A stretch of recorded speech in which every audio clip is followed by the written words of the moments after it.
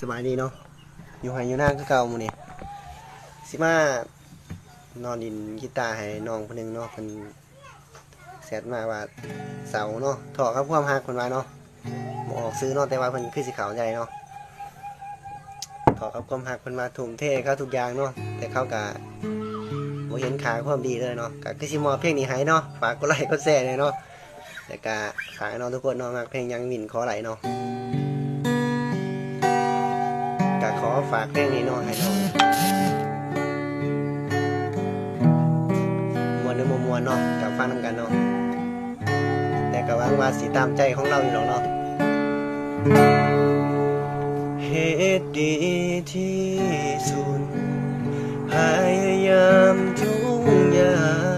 งยอมทุกทางเก็บเอาไว้คนเดียวให้ก็บ่เห็นค่าให้ก็บ่เข้าใจคนห่างก็เบิดใจบ่เหลือไผเด้อดี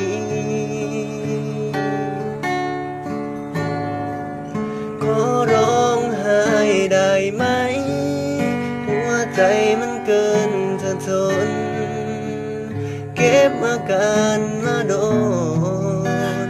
เจ็บจนทนไม่ไหวขอร้องไห้ได้บ่มาจอมาเทหัวใจคือมองว่าเห็นทางไปคงให้เด้อโอ้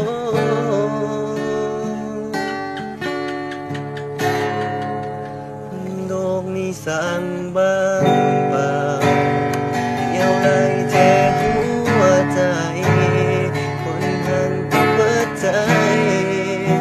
บ่เหลือไผเด้อดี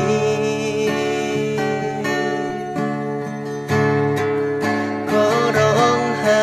ได้ไหมหัวใจมันเกินจะทนเก็บอาการมาโด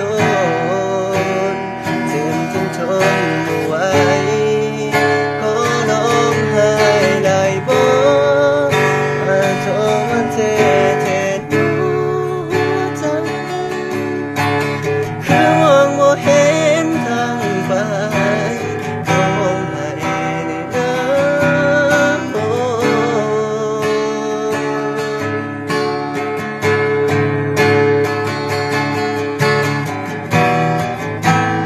ภาวนาให้ฟ้าในบ้านลมมองกำลังใจให้ก้าวต่อมีใครสักคนบ้างไหมที่พอเข้าใจโอบกอดปลอบโยนบ่บายใจอยู่เคียงข้างกันเป็นแห่งใจสิมีวอนขอร้องไห้ได้ไหมหัวใจมันเกินจะทนเก็บอาการมาโด